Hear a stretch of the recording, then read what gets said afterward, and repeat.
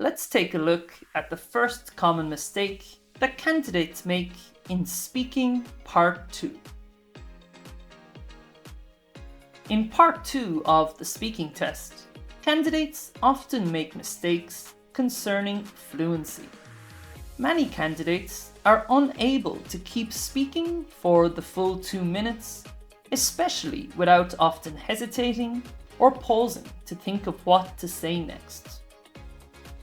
If we look at the band descriptors for fluency and coherence, we can see that in order to get a band 7, you need to be able to keep going and produce long turns without noticeable effort, although some hesitation, repetition, or self-correction may occur at times. In order to get a band 8, your speech must be fluent with only very occasional repetition, self-correction, or hesitation.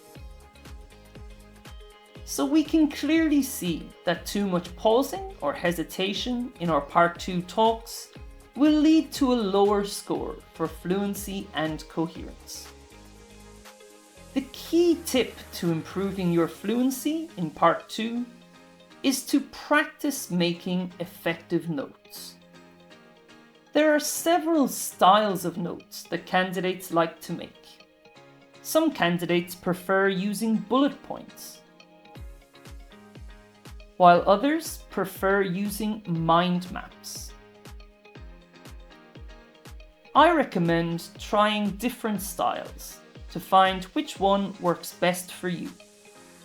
Please bear in mind that the paper the examiner gives you in the test is quite small, roughly A6 size. You should make notes for all 4 points on the task card. Make sure to only write short notes, only key words and short phrases.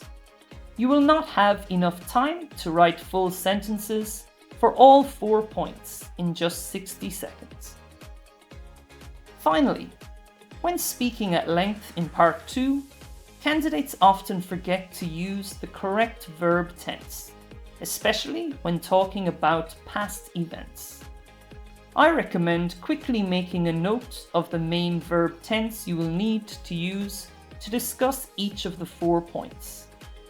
You can also quickly jot down any relevant advanced vocabulary or idioms you plan to use when talking about each point.